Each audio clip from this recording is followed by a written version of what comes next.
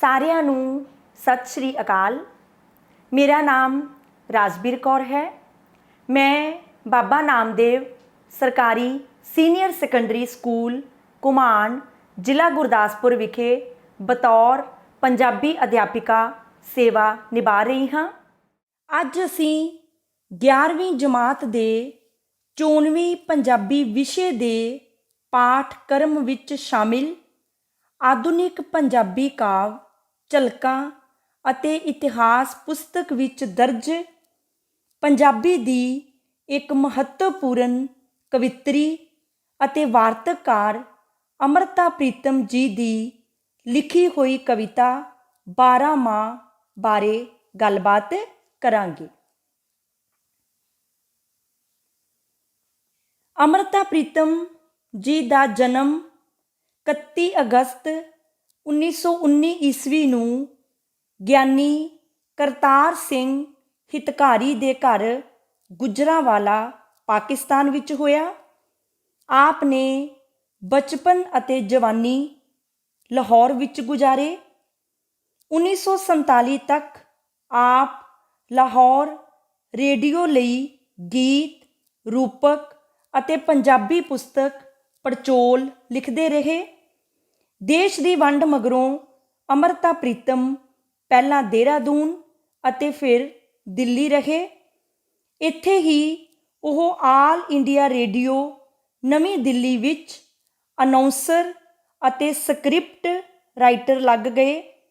ਉਹ ਜੀਵਨ ਦੇ ਅੰਤ ਤੱਕ ਦਿੱਲੀ ਤੋਂ ਨਾਗਮਣੀ ਨਾਂ ਦਾ ਇੱਕ ਸਾਹਿਤਿਕ ਪੱਤਰ ਅਤੇ ਨਾਗਮਣੀ ਪ੍ਰਕਾਸ਼ਨ ਚਲਾਉਂਦੇ ਰਹੇ।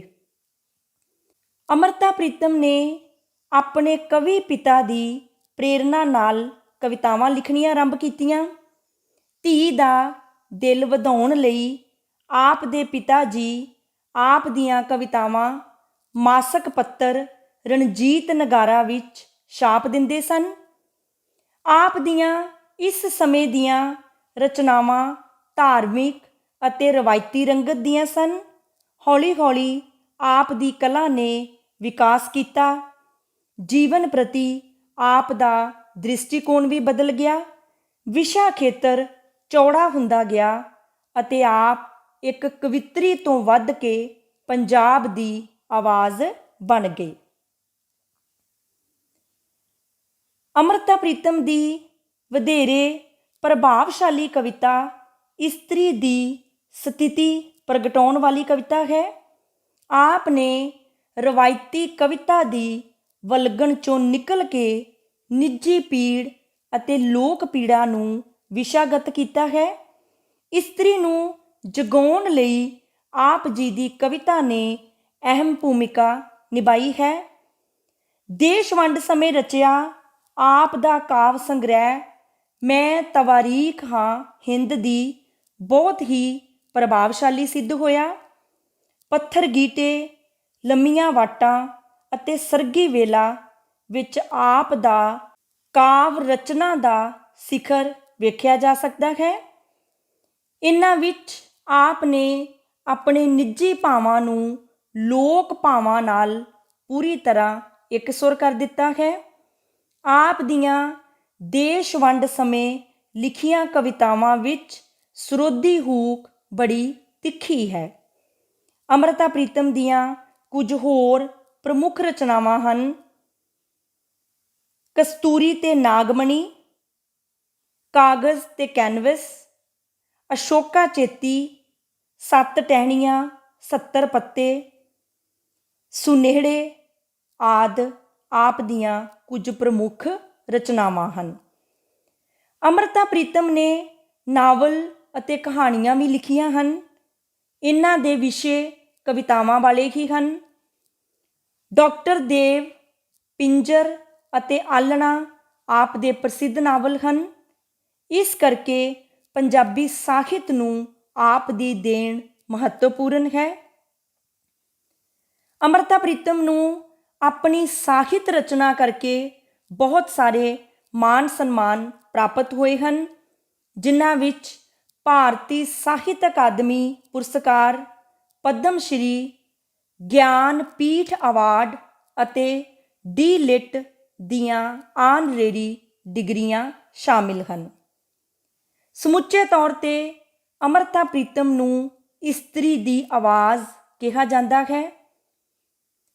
ਉਹ ਜਨ ਸਧਾਰਨ ਦੇ ਦੁੱਖਾਂ ਦਾ ਅਹਿਸਾਸ ਵੀ ਕਰਦੇ ਹਨ। ਇਸ ਸਰਮਾਏਦਾਰੀ ਸਮਾਜ ਵਿੱਚ ਇਸਤਰੀ ਦੀ ਦੁਰਦਸ਼ਾ ਬਾਰੇ ਲਿਖਦਿਆਂ ਆਪ ਦੀ ਕਲਮ ਸਿਖਰਾਂ ਨੂੰ ਛੂੰਹਦੀ ਹੈ। ਉਸ ਵਿੱਚ ਅਤਿਅੰਤ ਬਲ, ਵਿਅੰਗ ਅਤੇ ਨਿਹੋਰੇ ਵੀ ਆ ਜਾਂਦੇ ਹਨ। ਇਸ ਤੋਂ ਇਲਾਵਾ ਆਪ ਨੇ ਕਈ ਖੂਬਸੂਰਤ ਗੀਤ ਵੀ ਲਿਖੇ ਹਨ।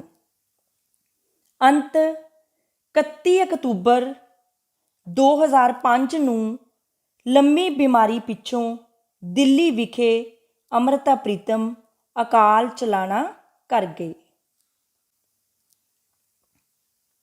ਸਾਡੇ 11ਵੀਂ ਜਮਾਤ ਦੇ 24ਵੀਂ ਪੰਜਾਬੀ ਵਿਸ਼ੇ ਦੇ ਪਾਠਕ੍ਰਮ ਵਿੱਚ ਅੰਮ੍ਰਿਤਾ ਪ੍ਰੀਤਮ ਦੀ ਕਵਿਤਾ 12 ਮਾਹ ਸ਼ਾਮਿਲ ਹੈ। 12 ਮਾਹ ਸ਼ਬਦ ਦਾ ਅਰਥ ਹੈ 12 ਮਹੀਨੇ, ਭਾਵ ਚੇਤ ਤੋਂ ਫੱਗਣ ਤੱਕ 12 ਦੇਸੀ ਮਹੀਨੇ।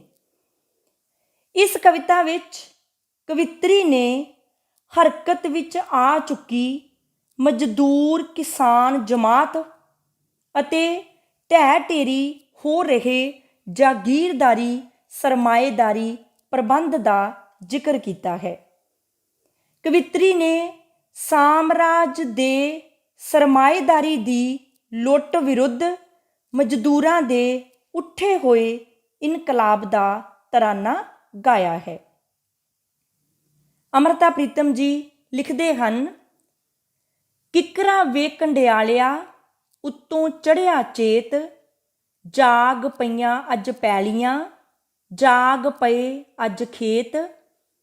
ਕਿੱਕਰਾਂ ਵੇ ਕੰਡਿਆਲਿਆ ਚੜ੍ਹਿਆ ਅੱਜ ਵਿਸਾਖ, ਸਾਮਰਾਜ ਦੇ ਮੂੰਹ 'ਤੇ ਉੱਡ ਉੱਡ ਪੈਂਦੀ ਰਾਖ।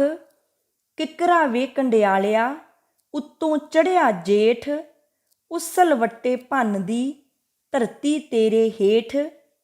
ਕਿੱਕਰਾਂ ਵੇ ਕੰਡਿਆਲਿਆ ਉੱਤੋਂ ਚੜ੍ਹਿਆ ਹਾੜ, ਕਿੰਨਾ ਕੁ ਚਿਰ ਹੰਢਦੀ ਕੱਖ ਕਾਣ ਦੀ ਆੜ। ਸਾਮਰਾਜ ਸ਼ਬਦ ਦਾ ਅਰਥ ਹੈ ਦੂਜੇ ਦੇਸ਼ ਨੂੰ ਗੁਲਾਮ ਕਰਨ ਵਾਲੀ ਹਕੂਮਤ। ਰਾਖ ਸ਼ਬਦ ਦਾ ਅਰਥ ਹੈ ਸੁਆਹ। ਆੜ ਸ਼ਬਦ ਦਾ ਅਰਥ ਹੈ ਆਸਰਾ ਜਾਂ ਓਟ। ਕਵਿੱਤਰੀ ਅੰਮ੍ਰਿਤਾ ਪ੍ਰੀਤਮ ਕਹਿੰਦੇ ਹਨ ਕਿ ਹੇ ਕੰਡਿਆਲਿਆ ਕਿੱਕਰਾ, ਚੇਤ ਦਾ ਮਹੀਨਾ ਆ ਗਿਆ ਹੈ। ਅੱਜ ਖੇਤਾਂ ਤੇ ਪੈਲੀਆਂ ਵਿੱਚ ਜਾਗਰਤੀ ਆ ਗਈ ਹੈ, ਅਰਥਾਤ ਖੇਤਾਂ ਵਿੱਚ ਕੰਮ ਕਰਨ ਵਾਲੇ ਕਾਮਿਆਂ ਅਤੇ ਕਿਸਾਨਾਂ ਵਿੱਚ ਆਪਣੇ ਹੱਕਾਂ ਪ੍ਰਤੀ ਜਾਗਰਤੀ ਪੈਦਾ ਹੋ ਗਈ ਹੈ। ਹੇ ਕੰਡਿਆਲੇ ਕਿੱਕਰਾ, ਵਿਸਾਖ ਦਾ ਮਹੀਨਾ ਚੜ੍ਹ ਪਿਆ ਹੈ। ਅੱਜ ਸਾਮਰਾਜ ਦੇ ਮੂੰਹ ਉੱਪਰ ਸੁਆਹ ਉੱਡ ਉੱਡ ਕੇ ਪੈ ਰਹੀ ਹੈ, ਭਾਵ ਸਾਮਰਾਜ ਦਾ ਖਾਤਮਾ ਹੋ ਰਿਹਾ ਹੈ। ਹੇ ਕੰਡਿਆਲਿਆ ਕਿੱਕਰਾ, ਉੱਤੋਂ ਜੇਠ ਦਾ ਮਹੀਨਾ ਚੜ੍ਹ ਪਿਆ ਹੈ। ਤੇਰੇ ਹੇਠ ਅੱਜ ਧਰਤੀ ਉਸਲ ਵੱਟੇ ਭੰਨ ਰਹੀ ਹੈ, ਭਾਵ ਕ੍ਰਾਂਤੀ ਲਈ ਤਿਆਰ ਹੋ ਰਹੀ ਹੈ। ਹੇ ਕੰਡਿਆਲੇ ਕਿੱਕਰਾ, ਉੱਤੋਂ ਹਾੜ ਦਾ ਮਹੀਨਾ ਚੜ੍ਹ ਪਿਆ ਹੈ। ਆਖਰ ਕੱਖ ਕਾਣ ਦੀ ਝੁੱਗੀ ਦੇ ਆਸਰੇ ਹੇਠ ਕਿੰਨਾ ਕੁ ਚਿਰ ਕੱਟਿਆ ਜਾ ਸਕਦਾ ਹੈ। ਇਹਨਾਂ ਵਿੱਚ ਰਹਿੰਦੇ ਕਿਰਤੀਆਂ ਨੇ ਆਖਰ ਆਪਣੇ ਹੱਕਾਂ ਲਈ ਘੋਲ ਕਰਨਾ ਹੀ ਹੈ।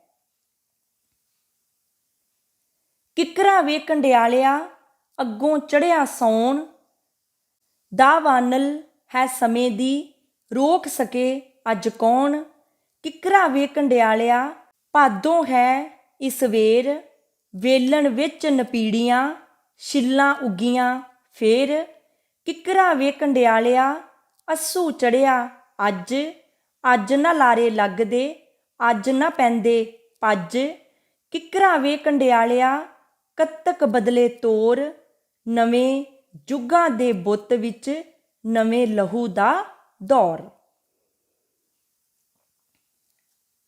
ਦਾਵਾਨਲ ਸ਼ਬਦ ਦਾ ਅਰਥ ਹੈ ਜੰਗਲ ਦੀ ਅੱਗ ਜਿਹੜੀ ਨਾ ਬੁਝੇ ਅਤੇ ਜਿਹੜੀ ਜੰਗਲਾਂ ਵਿੱਚ ਹਨੇਰੀ ਚੱਲਣ ਨਾਲ ਬਾਂਸਾਂ ਦੀ ਰਗੜ ਤੋਂ ਪੈਦਾ ਹੁੰਦੀ ਹੈ।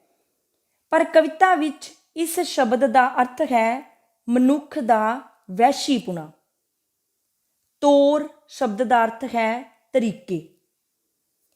ਕਵਿੱਤਰੀ ਅੰਮ੍ਰਿਤਾ ਪ੍ਰੀਤਮ ਕਹਿੰਦੇ ਹਨ ਕਿ ਹੇ ਕੰਡਿਆਲੇ ਕਿੱਕਰ, ਅੱਗੋਂ ਸਾਵਣ ਦਾ ਮਹੀਨਾ ਚੜ੍ਹ ਪਿਆ ਹੈ। ਸਮੇਂ ਨੇ ਅੱਜ ਜੋ ਜੰਗਲ ਦੀ ਅੱਗ ਲਾ ਕੇ ਪੁਰਾਤਨਤਾ ਨੂੰ ਫੂਕਣਾ ਸ਼ੁਰੂ ਕੀਤਾ ਹੈ, ਉਸ ਨੂੰ ਕੋਈ ਰੋਕ ਨਹੀਂ ਸਕਦਾ। ਹੇ ਕੰਡਿਆਲੇ ਕਿੱਕਰਾਂ, ਹੁਣ ਭਾਦੋਂ ਦਾ ਮਹੀਨਾ ਚੜ੍ਹਿਆ ਹੈ। ਵੇਲਣ ਵਿੱਚ ਨਪੀੜ ਹੋ ਕੇ ਛਿੱਲਾਂ ਬਣੀਆਂ ਚੀਜ਼ਾਂ ਮੁੜ ਉੱਗ ਪਈਆਂ ਹਨ। ਭਾਵ ਨਪੀੜੇ ਅਤੇ ਦੱਬੇ ਕੁਚਲੇ ਕਿਰਤੀ ਕਿਸਾਨ ਜਾਗ ਪਏ ਹਨ। ਹੇ ਕੰਡਿਆਲੇ ਕਿੱਕਰਾਂ, ਅੱਜ ਅੱਸੂ ਦਾ ਮਹੀਨਾ ਚੜ੍ਹ ਪਿਆ ਹੈ। ਨਾ ਲਾਰੇ ਲਾ ਕੇ ਅਤੇ ਨਾ ਹੀ ਪੱਜ ਲਾ ਕੇ ਸਮੇਂ ਨੂੰ ਬਦਲਣ ਤੋਂ ਰੋਕਿਆ ਜਾ ਸਕਦਾ ਹੈ। ਹੇ ਕੰਡਿਆਲੇ ਕਿੱਕਰਾਂ, ਕੱਤਕ ਦੇ ਮਹੀਨੇ ਨੇ ਚੜ੍ਹਦਿਆਂ ਹੀ ਤੌਰ ਤਰੀਕੇ ਬਦਲ ਦਿੱਤੇ ਹਨ। ਨਵੇਂ ਯੁੱਗ ਦੇ ਬੁੱਤ ਵਿੱਚ ਨਵੇਂ ਦੌਰ ਦਾ ਲਹੂ ਦੌੜ ਰਿਹਾ ਹੈ, ਅਰਥਾਤ ਇਨਕਲਾਬੀ ਵਿਚਾਰਾਂ ਨੇ ਪੁਰਾਤਨਤਾ ਨੂੰ ਬਦਲ ਕੇ ਰੱਖ ਦਿੱਤਾ ਹੈ। ਕਿੱਕਰਾਂ ਵੇ ਕੰਡਿਆਲਿਆ ਮੱਘਰ ਚੜ੍ਹਿਆ ਆਣ, ਕੋਈ ਇੱਕ ਪੱਤਰੀ ਲੋਹੇ ਦੀ ਜੀਕਣ ਚੜ੍ਹਦੀ ਸਾਣ। ਕਿੱਕਰਾਂ ਵੇ ਕੰਡਿਆਲਿਆ ਉੱਤੋਂ ਚੜ੍ਹਿਆ ਪੋਹ, ਹੱਕ ਜਿਨ੍ਹਾਂ ਦੇ ਆਪਣੇ ਆਪ ਲੈਣਗੇ ਖੋਹ। ਕਿੱਕਰਾਂ ਵੇ ਕੰਡਿਆਲਿਆ ਉੱਤੋਂ ਚੜ੍ਹਿਆ ਮਾਘ, ਕਰਨ ਸਵਾਰੀ ਸਮੇਂ ਤੇ ਫੜਨ ਸਮੇਂ ਦੀ ਵਾਗ। ਕਿੱਕਰਾਂ ਵੇ ਕੰਡਿਆਲਿਆ ਫੱਗਣ ਚੜ੍ਹਿਆ ਆਣ, ਲੋਕਾਂ ਦੇ ਇਸ ਯੁੱਗ ਵਿੱਚ ਲੋਕ ਚੜ੍ਹਨ ਪ੍ਰਵਾਨ। ਸਮੇਂ ਦੀ ਵਾਗ ਭਾਵ ਸਮੇਂ ਨੂੰ ਨਿਯੰਤਰਣ ਕਰਨ ਦਾ ਵਸੀਲਾ। ਚੜ੍ਹਨ ਪ੍ਰਵਾਨ ਭਾਵ ਪੂਰਾ ਉਤਰਨਾ। ਕਵਿੱਤਰੀ ਅੰਮ੍ਰਿਤਾ ਪ੍ਰੀਤਮ ਕਹਿੰਦੇ ਹਨ ਕਿ ਹੇ ਕੰਡਿਆਲੇ ਕਿੱਕਰਾਂ, ਮੱਘਰ ਦਾ ਮਹੀਨਾ ਆ ਚੜ੍ਹਿਆ ਹੈ। ਇਹ ਇਸ ਤਰ੍ਹਾਂ ਚੜ੍ਹਿਆ ਹੈ ਜਿਵੇਂ ਕੋਈ ਲੋਹੇ ਦੀ ਪੱਤਰੀ ਤਿੱਖੀ ਕਰਨ ਲਈ ਸਾਣ ਉੱਤੇ ਚੜ੍ਹਾਈ ਜਾਂਦੀ ਹੈ, ਅਰਥਾਤ ਇਸ ਵਿੱਚ ਆਪਣੇ ਹੱਕ ਖੋਹਣ ਲਈ ਤਿਆਰ ਹੋ ਰਹੇ ਕਿਰਤੀ ਆਪਣੇ ਹਥਿਆਰ ਤਿੱਖੇ ਕਰ ਰਹੇ ਹਨ। ਹੇ ਕੰਡਿਆਲੇ ਕਿੱਕਰਾਂ, ਉੱਤੋਂ ਪੋਹ ਦਾ ਮਹੀਨਾ ਚੜ੍ਹ ਪਿਆ ਹੈ। ਜਿਨ੍ਹਾਂ ਦੇ ਹੱਕ ਆਪਣੇ ਹਨ ਉਹ ਆਪੇ ਹੀ ਖੋਹ ਲੈਣਗੇ। ਹੇ ਕੰਡਿਆਲੇ ਕਿੱਕਰਾਂ, ਉੱਤੋਂ ਮਾਘ ਦਾ ਮਹੀਨਾ ਚੜ੍ਹ ਪਿਆ ਹੈ। ਅੱਜ ਲੋਕ ਸਮੇਂ ਦੀ ਵਾਗ ਫੜ ਕੇ ਉਸ 'ਤੇ ਸਵਾਰੀ ਕਰ ਰਹੇ ਹਨ, ਅਰਥਾਤ ਅੱਜ ਦੇ ਜ਼ਮਾਨੇ ਵਿੱਚ ਉਹ ਕੁਝ ਹੋ ਰਿਹਾ ਹੈ ਜੋ ਲੋਕ ਚਾਹੁੰਦੇ ਹਨ। ਹੇ ਕੰਡਿਆਲੇ ਕਿੱਕਰਾਂ, ਫੱਗਣ ਦਾ ਮਹੀਨਾ ਆ ਗਿਆ ਹੈ। ਲੋਕਾਂ ਦੇ ਇਸ ਯੁੱਗ ਵਿੱਚ ਲੋਕ ਹੀ ਪੂਰੇ ਉਤਰ ਰਹੇ ਹਨ। ਇਹ ਸੀ ਅੰਮ੍ਰਿਤਾ ਪ੍ਰੀਤਮ ਦੀ ਲਿਖੀ ਹੋਈ ਕਵਿਤਾ 12 ਮਾਹ। ਇਸ ਕਵਿਤਾ ਦਾ ਕੇਂਦਰੀ ਜਾਂ ਅੰਤਰੀਵ ਭਾਵ ਇਹ ਹੈ ਕਿ ਅੱਜ ਮਜ਼ਦੂਰ ਕਿਸਾਨ ਜਾਗ ਚੁੱਕੇ ਹਨ ਅਤੇ ਲੁਟੇਰੇ ਸਾਮਰਾਜ ਦਾ ਅੰਤ ਹੋ ਰਿਹਾ ਹੈ। ਅੱਜ ਦਾ ਯੁੱਗ ਲੋਕਾਂ ਦਾ ਯੁੱਗ ਹੈ।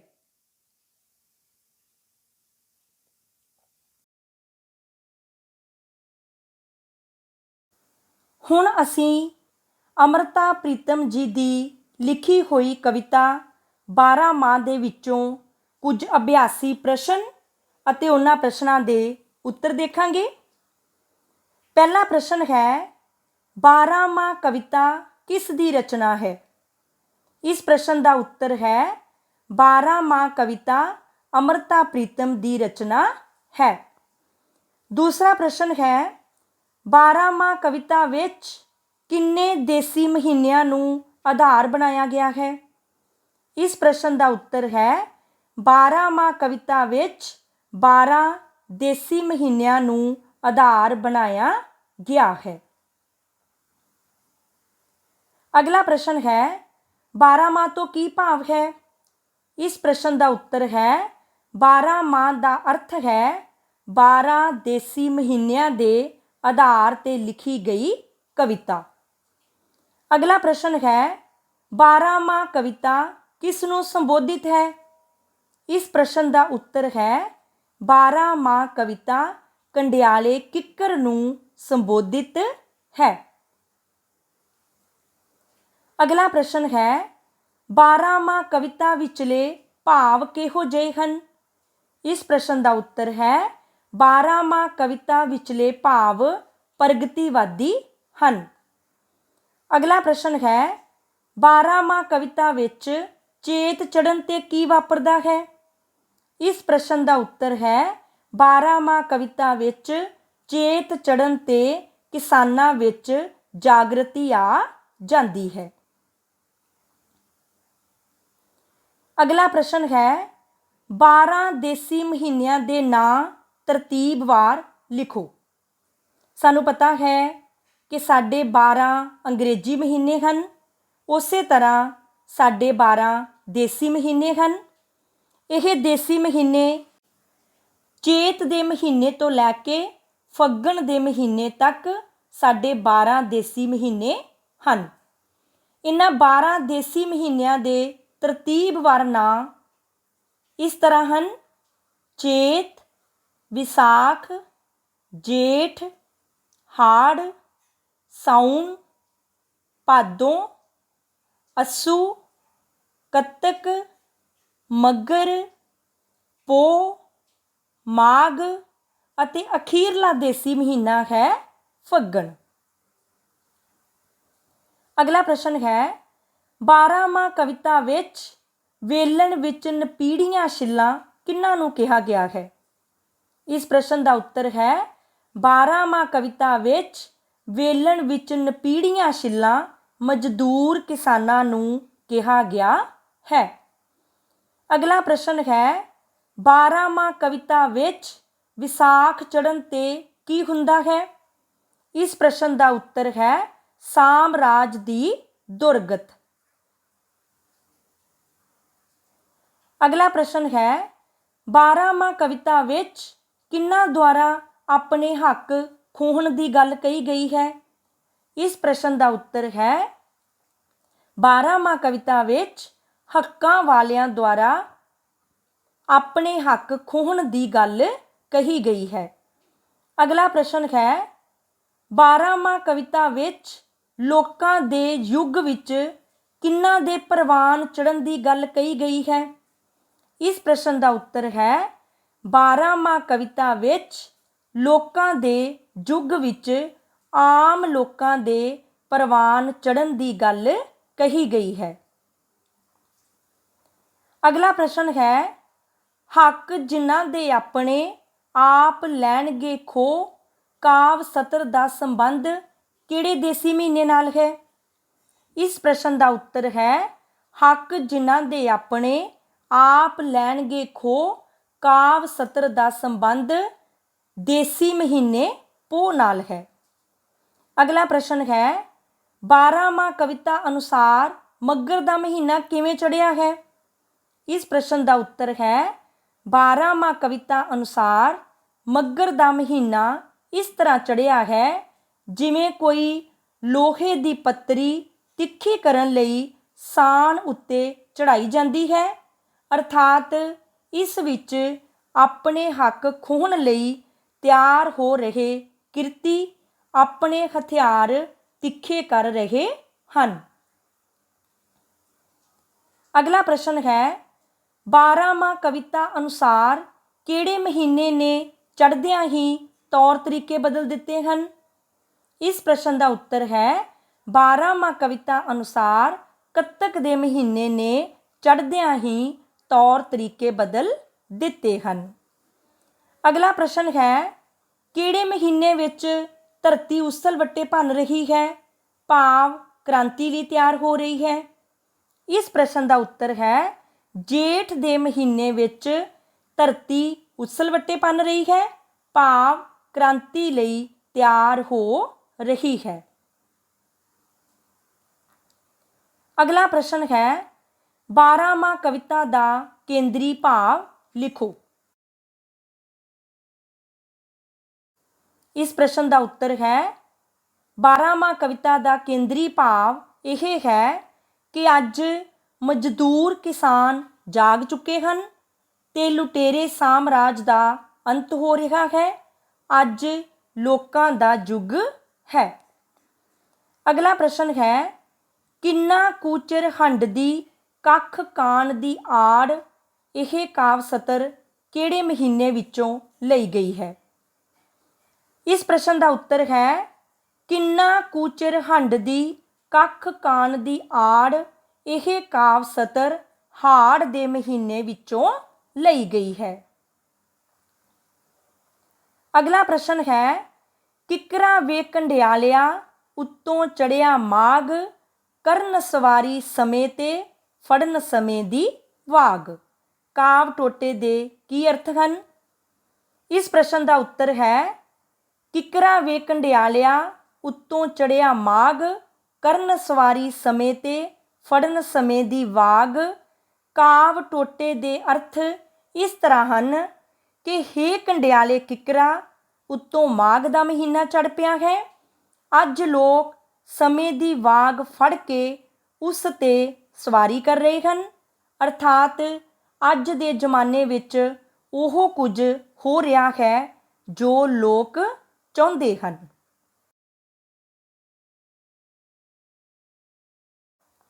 ਅਗਲਾ ਪ੍ਰਸ਼ਨ ਹੈ, ਨਵੇਂ ਯੁੱਗਾਂ ਦੇ ਬੁੱਤ ਵਿੱਚ ਨਵੇਂ ਲਹੂ ਦਾ ਦੌਰ ਕਾਵ ਸਤਰ ਦਾ ਕੀ ਭਾਵ ਹੈ?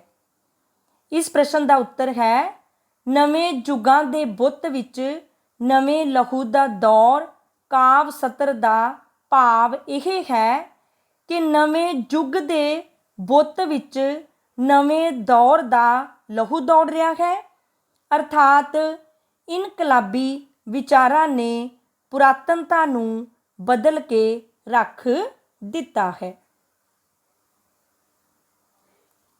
ਅਗਲਾ ਪ੍ਰਸ਼ਨ ਹੈ, 12ਵਾਂ ਕਵਿਤਾ ਵਿੱਚ ਕਵਿੱਤਰੀ ਅੰਮ੍ਰਿਤਾ ਪ੍ਰੀਤਮ ਨੇ ਕਿਸ ਚੀਜ਼ ਦਾ ਜ਼ਿਕਰ ਕੀਤਾ ਹੈ? ਇਸ ਪ੍ਰਸ਼ਨ ਦਾ ਉੱਤਰ ਹੈ, ਇਸ ਕਵਿਤਾ ਵਿੱਚ ਕਵਿੱਤਰੀ ਨੇ ਜਾਗ੍ਰਿਤ ਵਿੱਚ ਆ ਚੁੱਕੀ ਮਜ਼ਦੂਰ ਕਿਸਾਨ ਜਮਾਤ ਅਤੇ ਢਹਿ ਢੇਰੀ ਹੋ ਰਹੇ ਜਾਗੀਰਦਾਰੀ ਸਰਮਾਏਦਾਰੀ ਪ੍ਰਬੰਧ ਦਾ ਜ਼ਿਕਰ ਕੀਤਾ ਹੈ। ਅਗਲਾ ਪ੍ਰਸ਼ਨ ਹੈ, ਅੰਮ੍ਰਿਤਾ ਪ੍ਰੀਤਮ ਕਿਸ ਕਾਵਧਾਰਾ ਦੀ ਕਵਿੱਤਰੀ ਹੈ? ਇਸ ਪ੍ਰਸ਼ਨ ਦਾ ਉੱਤਰ ਹੈ, ਅੰਮ੍ਰਿਤਾ ਪ੍ਰੀਤਮ ਆਧੁਨਿਕ ਕਾਵਧਾਰਾ ਦੀ ਕਵਿੱਤਰੀ ਹੈ। ਇਹ ਸੀ ਕਵਿੱਤਰੀ ਅਤੇ ਵਾਰਤਕਾਰ ਅੰਮ੍ਰਿਤਾ ਪ੍ਰੀਤਮ ਜੀ ਦੀ ਲਿਖੀ ਹੋਈ ਕਵਿਤਾ 12 ਮਾਹ। ਇਸ ਕਵਿਤਾ ਵਿੱਚ ਕਵਿੱਤਰੀ ਨੇ ਚੇਤ ਤੋਂ ਫੱਗਣ ਤੱਕ 12 ਦੇਸੀ ਮਹੀਨਿਆਂ ਵਿੱਚ ਹਰਕਤ ਵਿੱਚ ਆ ਚੁੱਕੀ ਮਜ਼ਦੂਰ ਕਿਸਾਨ ਜਮਾਤ ਅਤੇ ਢਹਿ ਢੇਰੀ ਹੋ ਰਹੇ ਜਾਗੀਰਦਾਰੀ ਪ੍ਰਬੰਧ ਦਾ ਜ਼ਿਕਰ ਕੀਤਾ ਹੈ, ਜਿਸ ਵਿੱਚ ਸਾਮਰਾਜ ਦਾ ਖਾਤਮਾ ਹੋ ਰਿਹਾ ਹੈ। ਸਮੇਂ ਨੇ ਜੋ ਦਾਵਾਨਲ ਦੀ ਅੱਗ ਲਾ ਕੇ ਪੁਰਾਤਨਤਾ ਨੂੰ ਫੂਕਣਾ ਸ਼ੁਰੂ ਕੀਤਾ ਹੈ, ਉਸ ਨੂੰ ਕੋਈ ਨਹੀਂ ਰੋਕ ਸਕਦਾ। ਅੱਜ ਦੱਬੇ ਕੁਚਲੇ ਕਿਸਾਨ ਜਾਗ ਪਏ ਹਨ।